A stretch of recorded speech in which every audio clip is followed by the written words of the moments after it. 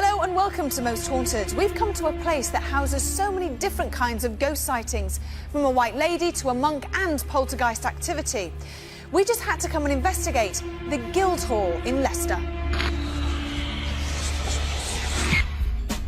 Built in 1390, the Guildhall is one of the best timber-framed halls in the country.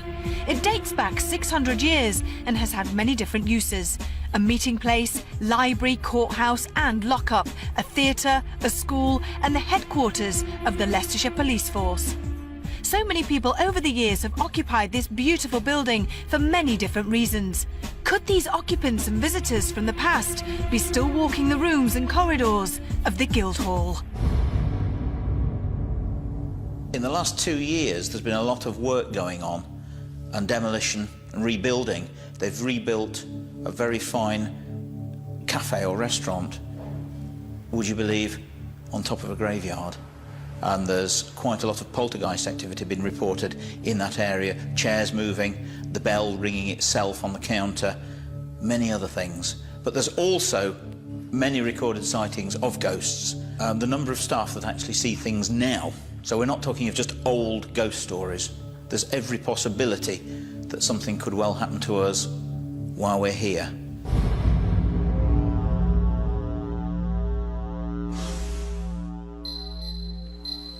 A phantom known as the White Lady has been seen in this room on several occasions.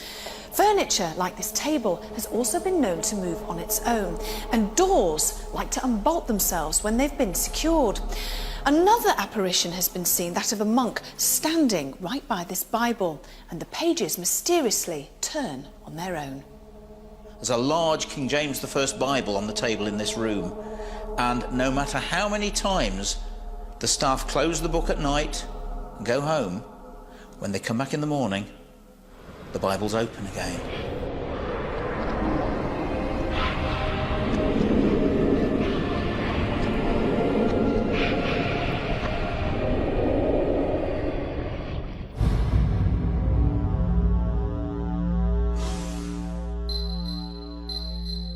A black cat has been seen sitting on these stairs before almost tripping up many a passerby and then totally disappearing. I've seen the cat twice. It runs down the stairs. They're quite warm, the stairs, so you have to be very careful. It's a black cat. You have to be very careful you don't sort of trip over it. It's nearly tripped me up a couple of times, but I'm more used to it now and kind of expect it just shoots past.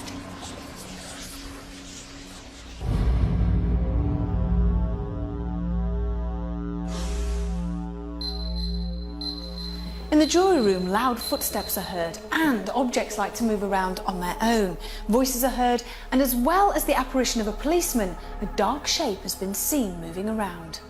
The jury room is the most consistently active room in the building. On most of our ghost watches, something happens in there. The last most significant thing is the door rattling. That's happened on 2 separate occasions, again well witnessed by 2 separate groups. It's not the door that people go into the jury room by, it's one that's locked and bolted the other end that we don't use. It just leads into a storage room, and that's rattled and made quite a considerable noise.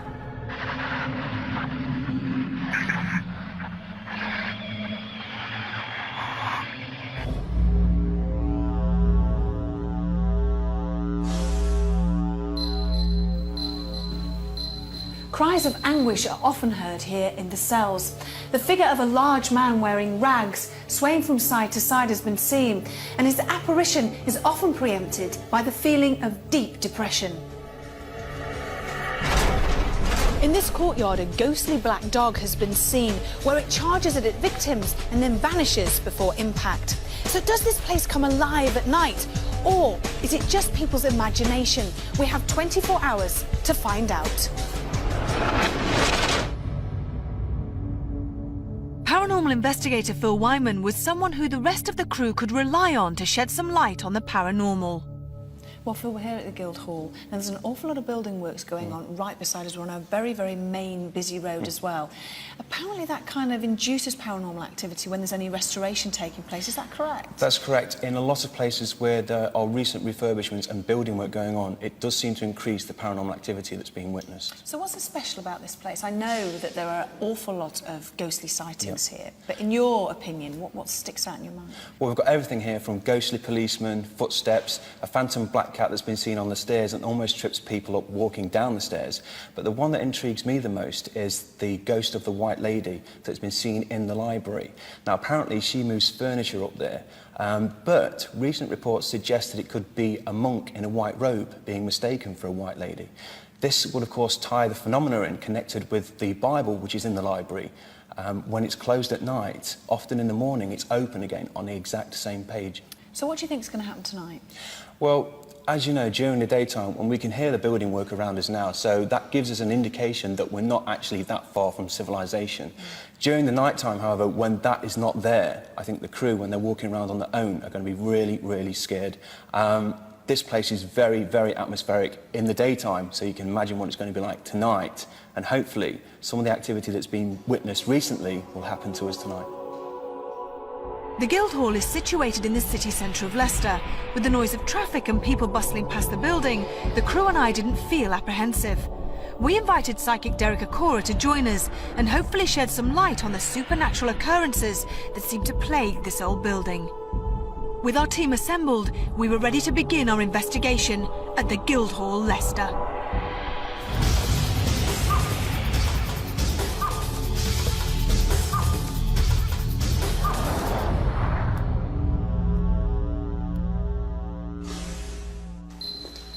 Beautiful, isn't it? It is, it really is. Now, just coming in now into the energies and the atmosphere here, it's like, it's not so much whispering, but it's in this is the residual energy. And I feel this must go way back because there's so many levels here. I was counting 6, 7, maybe 8 levels. And the base level, hopefully meaning the first, is if I've got or seem to be surrounded by a group of men. And this group of men would have been used to being here. I won't say it's secretive, but it's like, the only way they thought themselves elite. Because in this ether here, I feel elite. I feel as if these men used to make decisions, big decisions, and those decisions would go away from this building and affect, you know, the whole area. Okay. And some of them were just, I feel, but I'm also getting a tinge with them, of the couple who were power hungry. And they were, well, not evil, but had nasty ways about them. I'm also, as we come again, it's still in this atmosphere here, I feel as if we've got, earlier I heard, and again it's in the residual energy, I heard, and it's all over this site, this building, young children away as if they're in, you know, like classroom status, and they're children away. And I heard a woman's voice, a real sharp voice, saying, stop, listen to me. And a real cruel-minded person. She was in a position of power, and the only way I can describe it, she meted out. It was like an iron rod of this woman. Now, that's all round here, so, and I'm also getting, it's weird this, it's strange to me. I'm getting again, as I come again, and I'm like, and I'm turning a book over, and I'm in deep study. So there's another lady's energies that are here around this building. Now, what's been just placed in front of my eyes, blocking all this area out now, is I can see books. To me, it's like a library, like a big library. And this female, this lady, can I use the word rule the roost? In the library. Right. And I'm also, it's like in the residual energy, stomping past me just a moment ago was 2 men, and they were in like old police uniform, and I was boom, boom, and it's like walking up and down like this, and really making, you know, that's not as loud as what I've just heard. So maybe with the shoes or the boots that they wore. Yeah. And there's two of them. In actual fact, can I say, there's two police spirit men here. Right. Two of them. Two of them. There's one who's grounded to the ground here, and there's one much higher up. Can you tell us what the names are of either of the two policemen? I'm hoping that we'll get this, Phil. Can you give me that, please? Can you give me that? I'm still not getting that, but I'm sure as we're going around, Yeah. they're gonna open Do you want this to up. go upstairs? Can we? Yeah. Yeah, okay, thanks. So far, Derek had picked up on spirits that could have been connected to the building at some point in the past, and they all seem to be benevolent souls. But what kind of soul was causing poltergeist activity, and would the Most Haunted crew encounter them?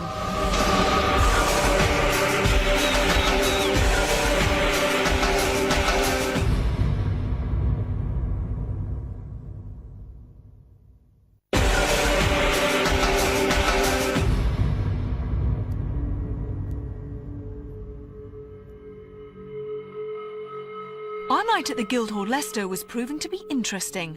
I led Derek into the library, where the Bible on the table has been known to move on its own. We've talked many times about sounds, audibles. Is it attributed to poltergeistal presence? Well, I would say this is not poltergeistal, but it's a spirit, a very strong-willed female woman who enters this area here quite often. If you're in the atmosphere here, in the physical like us now, she would be likely to walk round this actual table. Because her hands, this, I just want to copy what she does.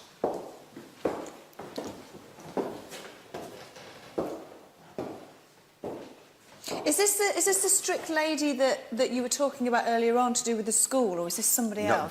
There's two females, yes. And see this here? Yeah. That would be likely to, she'd just go, whoa! Or just tip it up, ruffle the pages, but then she would come round the table like this, Evie. And if that, or what was placed there, if that had not startled someone, she would go in this direction here. These, see this here, the Holy Bible? Yeah. Would be, you know, out of place, pushed out or what have you. And I feel she goes through doing these two things. What's this woman's connection? The only way I can describe it, she was like a school mom, teacher, and she had a side to her nature that she didn't want people to see. And I feel that's why she's in torment and she's not at rest and what have you, because I feel she got up to things that were quite despicable. What sort of things? Cruelty. To the children? Yeah. It was meted in the direction of the children. And the children couldn't do anything about it because she was like the controller, the top person. Is this room in... Are you picking up the fact that it could be active? Or is she just, like you say, she comes every now and again? She does come here and it's like retracing her steps in thought, and she walks around this table. She, at times, not all the time, but would do things with this fling that book. Can you try and ask Sam for a name? Can you give me the name of this lady, please? Winifred. Winifred. I'm guessing the lady's name, the other lady who's here as well. Right. Her name's Charlotte. Charlotte. What's Winifred's connection to this room in particular? What's the connection? It's not so much this room. It's not so much. It's, you know, both these spirit ladies move about this building of two different times. Okay. Okay? Two different layers. Should we move on to a different room? Can we, please? Yeah. Yes. Yeah. Can we go through? The Guildhall was also used as a lockup where convicted criminals would serve time for their crimes. Some of the cells are still there and in the same condition as they used to be. I decided to invite psychic and astrologer David Wells to join the Most Haunted crew to see if he could pick up on the same spirits as Derek. It feels pretty vile. It's got a funny smell to it as well. When I first came in, I could feel like I didn't want to come in, you know, like something really being forced, someone being forced in here. And I'm very conscious of a male energy in here. He's not very pleasant. He's an awkward character, and I don't want to use the word, but I'm going to use the word cannibalism. That's really, he's got blood in his teeth. That's what he did to somebody. Certainly murdered someone. There's a murder. That's why he's in here. And I can hear the crowds outside baying for his blood. That's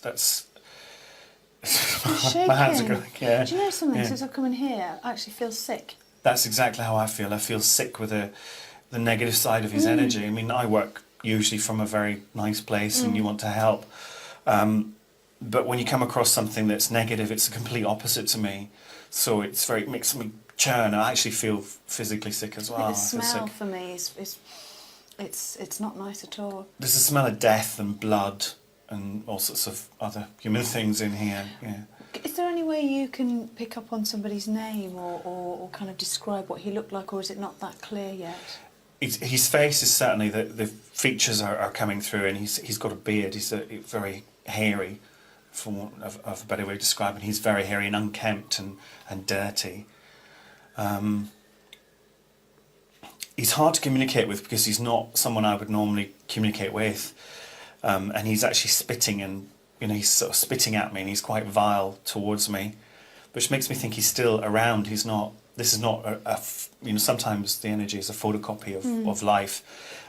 This almost senses like he's still here, he's still around, and the word vengeance is in my ears as well. Gosh. So he's not a nice piece of work at all. Do you think he sort of makes this area quite active? Sorry, Vet. He's just telling me that he was hung here. He's hung somewhere around here, not very far from here. He met his death, and I think he's trying to show me there was gallows here at some point, as well. It begins. I've got a name that begins with an E, but I can't get any more than the E. He's impressing the letters on me more than anything. So basically, you're picking up this person who, he was hung in or around this area for a crime maybe connected to cannibalism, and possibly his first name or his surname has an E in it. Okay. Yeah. That's what I'm getting. Just the impression of the letter E. He's not what you call communicative. Really, he doesn't want me to be here. That's for sure. Right, well, it'll be interesting to see what happens later on. Do you think something will happen here?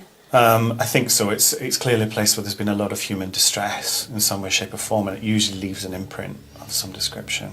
Okay, well, let's get you out of here.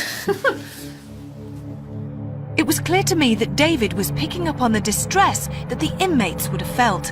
Would Derek pick up on the same evil entity, or would he pick up another spirit? There's definitely, at times, audibles, a lot of audibles in this area, in this cell, particularly this cell.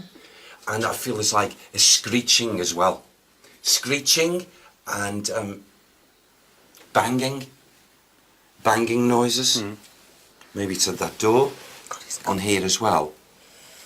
But total despair in these little places. Absolute. Can't you feel it? Oh, it's horrible. It's There's a smell to it. It's just nasty. It's like the heads and hands. Oh God, what's going to happen to me? And for something so trivial, they could lose their lives. And even the kiddies, didn't escape it. Are you so picking sad. Are you picking up any names at all in this area? Hold on.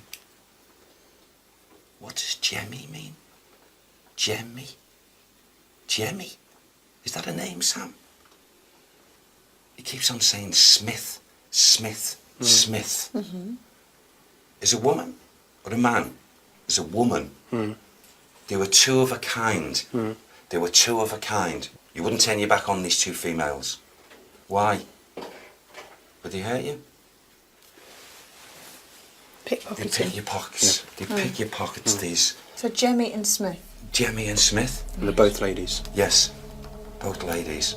Only small ladies. They're both here at the same time? Yep, absolutely. With all the lights turned off in the building, we used our night vision cameras to guide us around. We took Derek to a part of the building where policemen used to live. It's also the place where staff members have witnessed poltergeist activity. In the room next to my office, I can hear things being moved about. Very often when we go in, it's obvious things have been moved about or thrown about. The room is only a storeroom, not generally used. It's quite a dilapidated room, very dusty and dirty. There's nobody working in there, and I would know anyway. There are only the 2 offices upstairs. You know, when we talk about the doors, Yeah. there's definitely, because we replaced... Do you hear it then? Anybody there? That was quite strong, that sound. Yeah. Did you not hear it? No, I just said Phil's scaring me to death. Sorry, mate. What? There's footsteps or something. Yeah, it was It's quite not there. strong, I heard that, yeah. Did anybody else hear that? I heard it. This actually is so heavy with poltergeist activity. See, now what I'm getting now mentally is a man who is, okay, I don't know if he's active or whether it's just a residual at the moment, and he's got this covering, and it goes very low here, and he seems to be a man that when he walked round, he'd always have his head down like this, and he most definitely clatters things here. Who is he? Who is he, please? Who is he? His first name is Edmund. Is it Edmund? That's what Sam's given me, Edmund. Yeah. Edmund.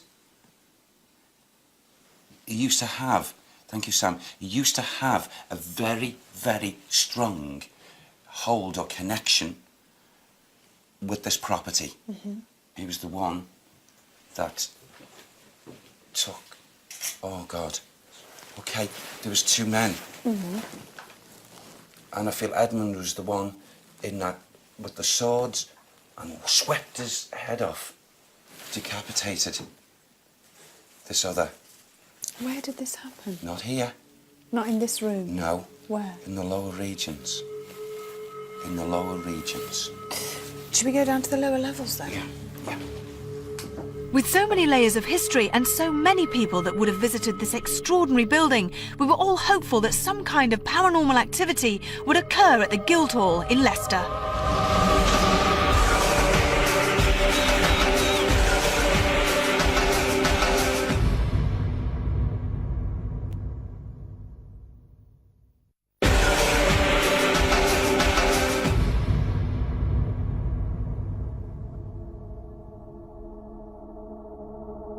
The library seemed to be a place that intrigued Derek. This was a beautiful room in daylight, but somehow it felt sinister in the dark. Yeah, so, like, just as we've entered here again into this room, that replay comes back to me, even from the residual energy. And it seems to be, we're up this area here, and it's like as if this, like, there's 2 men. The 2 men are in earnesty of wanting to hurt the other. And to me, it's just like, you know, I'm getting the conditions of the 2 swords, I'm getting the fighting, the anger, and suddenly one of these 2 loses his concentration, and the other then just catches him, and the head is just taken off clear. Why? Do we know why they were fighting? I feel one wanted to be in the position the other one was in. In other words, taking over the... It was a power thing, taking over the other person's position. Okay. And they clashed, both realising and knowing why this was to take place. And it seems out of the 2, which seems unfair to me, psychically, is the one who was decapitated was the fair and just person of the 2. So do we know who that person was? Because we've got Edmund, who's the person who did it. Yes. Can you give me that, please? John. John.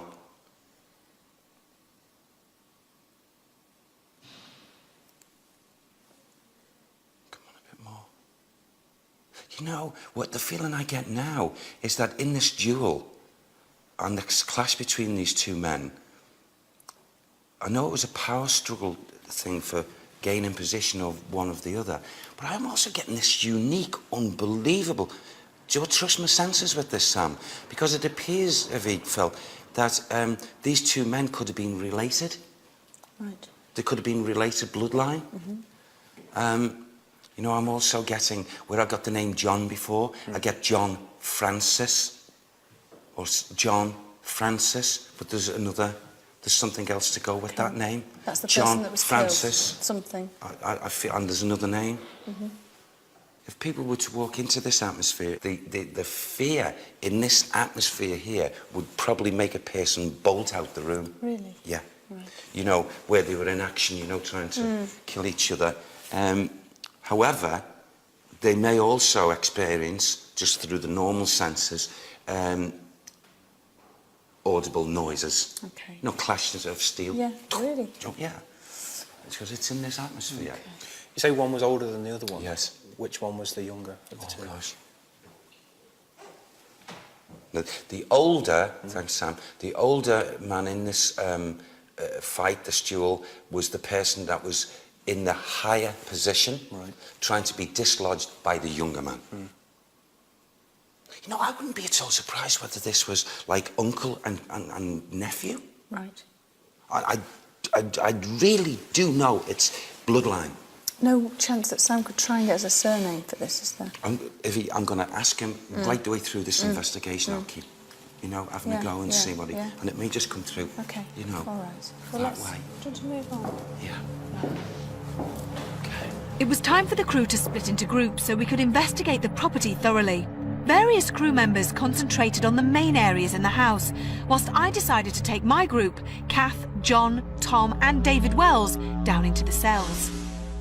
How does everybody feel in here? I mean, I feel fine. I mean, I wouldn't want to be in here on my own. I feel claustrophobic. I do feel claustrophobic, and I know when we walked in here, I know it's quite cramped. I also have a preconception that people were kept in here and up to 17 people, which makes me 17 people? Yeah, apparently there's a sign outside saying up to 17, and I think it was in the other cell, but the other cells, it's about the same size, it's definitely not any bigger. And so for me to walk in here and imagine that this was the actual cell where up to 17 drunks or whatever would be held. You'd have to stand up though if it was 17. It's not as bad as the other one, but it is still, it makes me feel heavy, makes me feel, you know, really pushed down on. The energy's pushing in. Has the smell changed in here? Does it smell different to you from when we first came in, or is it just me? It smells a heck of a lot different to the other cell, doesn't it? Yeah, it does. Because the other cell definitely smells... Well, Considering this has got a vent as well, like... Yeah. maybe that's the reason you've got ventilation. God, there's a real mix in here. I can feel ropes around my neck. I can feel pushing. I can feel vile taste in my mouth. Just everything.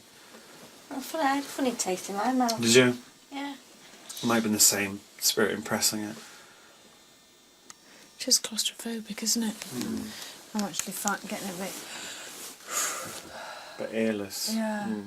I have to say this as well. There's someone, and I don't know who it is, but they're saying to me, imagine what this felt like when people were being sick, when they were urinating. Oh, God. I don't hear sort of sounds through that door, but I presume it's coming from upstairs. Yeah, I can hear the sound. Sounds like the door banging too, doesn't it? It just sounds like there's something wrong. Should we go out? Shall we? Oh, God, sorry. Flipping it. I didn't realise you'd touched the thing. God, I'm so jumpy. What's the smell? It really is like... It's that horse when you're... It's like toilet smell. I don't know, a funny headache. But these would have stunk because they would have been just locked in and left. They would have vomited, they would have peed themselves, you know, and worse. Do you feel like going in here? Yeah, I'm fine. There's still this awful feeling of someone, and can I just show you what I'm saying? It's someone really, I mean, I can't do it because I can't, but it's someone like almost with their hands here and their legs. The legs are up as well. Both the legs are up and they're being like pushed. That. Yeah, God. pushed in. Oh, God. This seems to me like it's there wouldn't have been so many people in here. This feels like me, like this is like the real hard cases.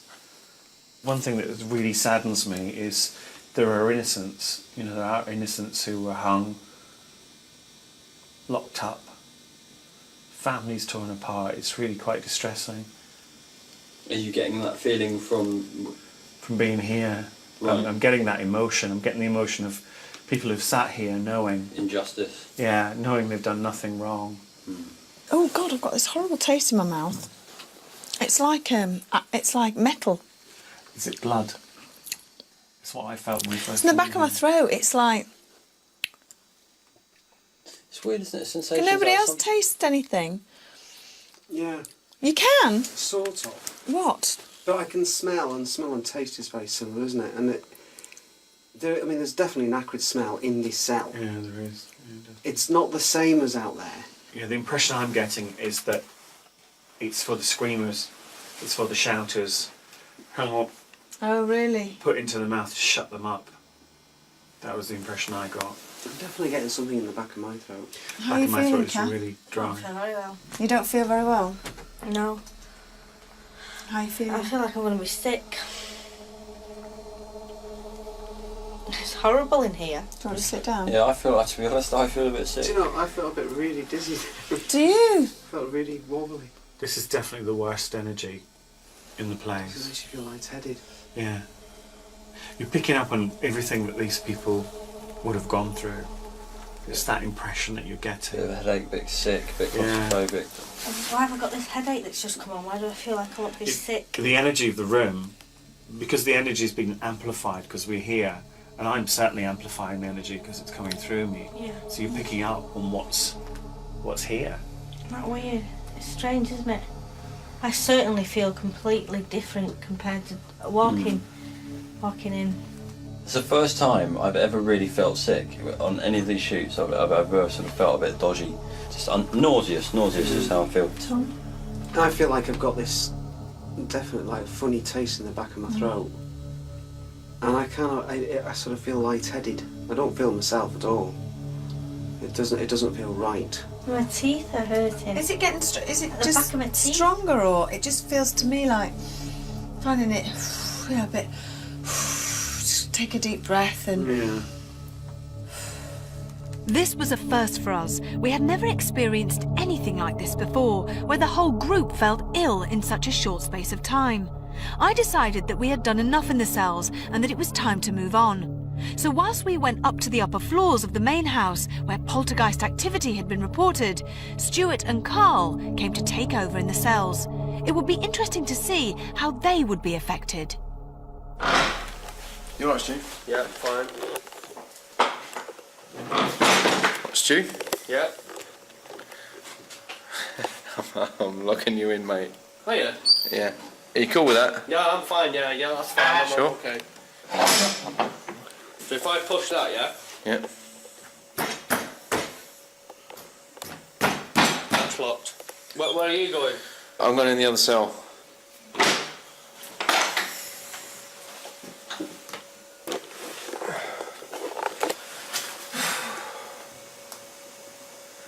Well, most haunted. And here I am, now, in another cell. It's all original. My head, where my head is now, there must have been hundreds of prisoners' heads lie here, looking at the ceiling in this darkness. The whole building seemed incredibly quiet. Too quiet. Would that change as we continue to investigate the Guildhall?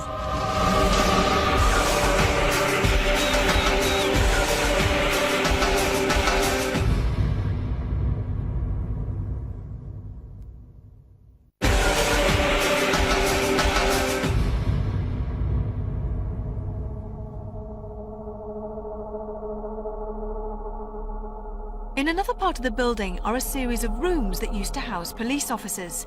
In 1836, the Guildhall became the first borough police station, and the force was the third oldest in the country. Would my group experience any poltergeist activity that had been witnessed by so many visitors to the building? And would David be able to tell us who or what was causing it? Falls on the stairs. What the was that? What the was that? Tell me. I'm telling you, I heard a beam crack. No, but did you not feel the whole bloody thing just move, the whole building? No, I think I didn't. I didn't feel that. I did. Did you? I heard the sound of a rumble. I heard a rumble. It sounded like one of these beams up here that kind of The creaked. whole building move. I heard a rumble, I heard you say something and just in the background, but I'm telling you, I did hear a groan, and that wasn't A groan? Yeah, well, it was like the groan. It's like being on a ship. You know, on a ship, like an old ship groan. Yeah, kind of like groaning, kind of. And it sounded like. What was that? Jesus. What? Nothing in this room. It's just when you come in this room, it's almost as vile as the cells. Come on. Should we go through it? You're right, It Kev. was really like. You're right, Kev. I felt the whole flipping floor move then. Well, do you think this poltergeist activity in here could be? I think that is what I mean. Move things. This feels like a room where there's movement like that. What about, is that door open? Can you open that door, David? Don't want to open this door. Yeah, I can open it. Shall we go It's like through? an office. You're still feeling the same feeling? Yeah. As we walked towards another area in the old police wing, Carl and Stuart were sitting patiently in separate cells, waiting for something paranormal to happen. They'd been waiting for a while, and tiredness was definitely affecting Stuart. I want to see some poltergeist activity. I want to see one of those boxes there fly across the room. And if it can do that, well, it'll make my day. Show yourself to me, please. I know you're here in this room with me. I certainly know you're in this building. And if you are, I know you can hear me. Please try to show yourself to me, please. Would you like to show yourself? Please, please, please. Show yourself. I can't keep asking this question over and over again because it's going to become too boring. I'm going to ask you one more time to show yourself. If you're not willing to show yourself, well, I presume that you want me to stay here because I've asked you the question. If you'd like me to stay, stay silent. If you want me to go, oh, excuse me.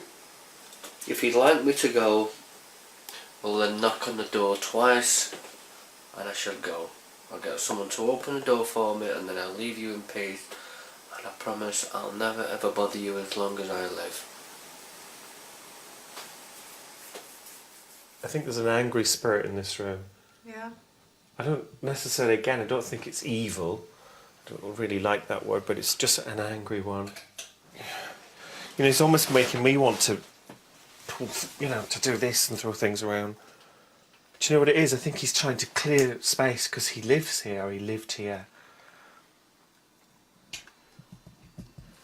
He's like one of the senior policemen. They would have had.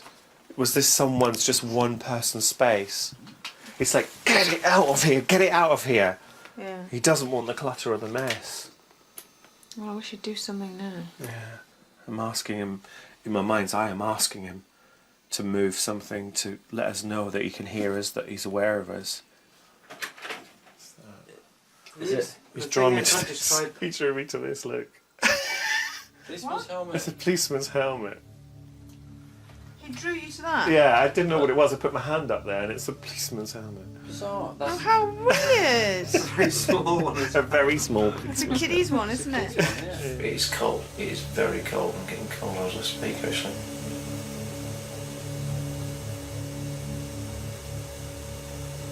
Is there anyone here? Hello? Is there anyone here? Fuck! Well, that's maybe sit up.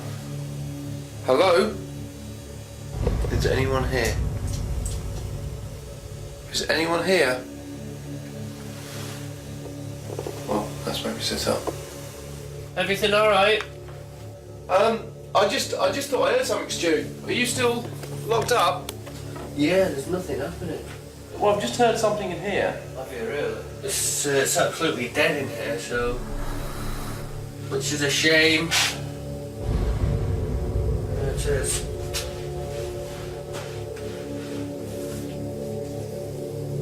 If that was you, please try to make a noise again. What the hell was that? What? I've just heard something land on the floor, but I can't get out. I'm bloody locked in. Do you want me to unlock it? Hey? you want to come and unlock here? Because I'm not locked in. Carl and Stuart investigated the sound but could not find the source. The noise that was heard was loud and sounded as though something had fallen onto the floor. What the hell was that? With so much time spent in the cells, the boys decided to move on elsewhere. Meanwhile, Phil's group had decided to investigate the library. They had spent such a large proportion of their time waiting for something to happen. Their patience paid off. They heard and caught on camera the most audible ghostly footsteps ever witnessed on Most Haunted. If you wish, use me as a host. Approach me, and you're welcome to use me as a host.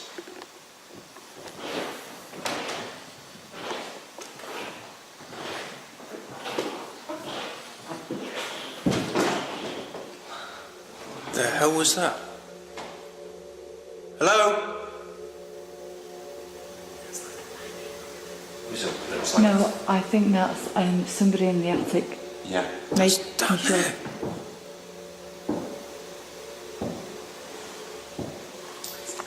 Up there. Up there. Is the stairs there?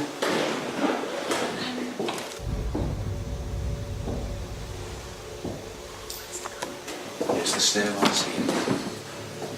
isn't it? No, it's not. Listen. What the fuck is that?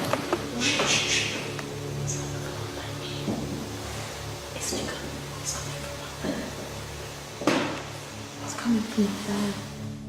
The night at the Guildhall had been quiet and frustrating for some, and for others liberating. Richard Felix had finally achieved his goal. He spent a total hour on his own in a haunted cell. He was very lucky and I think a little disappointed, as nothing out of the ordinary occurred. As with any alleged haunted properties, the history and stories of the hauntings may give investigators high hopes of experiencing something paranormal. And when nothing happens, it can be very irritating. Patience is the key, as we found in the library. To us, these ghostly footsteps are very impressive, and we all felt they were worth waiting for.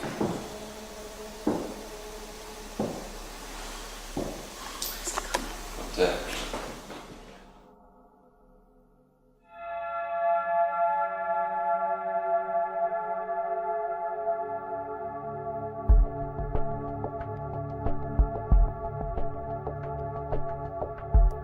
The privilege for me, just being in the place, that's enough, surrounded by the history, but it doesn't seem, in my opinion, to be the most haunted place that we've ever been into. I have to say that the highlight of the vigils for me were my personal experiences where I heard what sounded like footsteps coming from the attic space above. Nobody was in that part of the attic for safety reasons, so what was causing those noises? Could it have been paranormal activity? Well, yes, it could have been. Was it paranormal activity? I'm not sure. I braved an hour in one of the cells, but I mean, to be honest with you, the only reason I managed to do that was because someone took me there. I went in and they locked the door and I couldn't get out. And although I didn't like it, a lot didn't happen, to be honest with you. It was interesting. It's helped me a bit to sort of go on a bit farther. Overall, I really enjoyed the investigation at the Guildhall in Leicester. Given the opportunity, I would love to come back and do another 24 hours. If that's the case, I want to see what was making those footstep noises that I heard on this investigation. When Yvette's group goes down to one of the cells, Yvette first of all reports experiencing a very strange taste in her mouth. And when she asks the other members of the crew, they also report feeling unusual, smelling unusual smells, or even feeling sick. Now, what could explain this is there's some degree of autosuggestion. That is, when somebody suggests that maybe they are feeling ill, that people start feeling that way. So that could be a perfectly normal explanation for these apparently unusual experiences. The hell was that?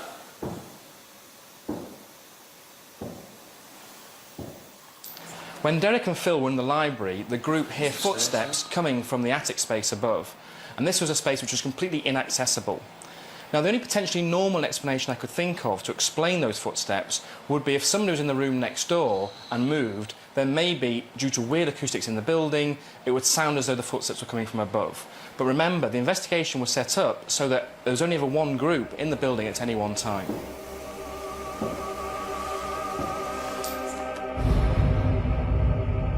Even though not much activity was witnessed at the Guildhall in Leicester, the noise of those footsteps will haunt me to the grave. Until the next time, sleep tight.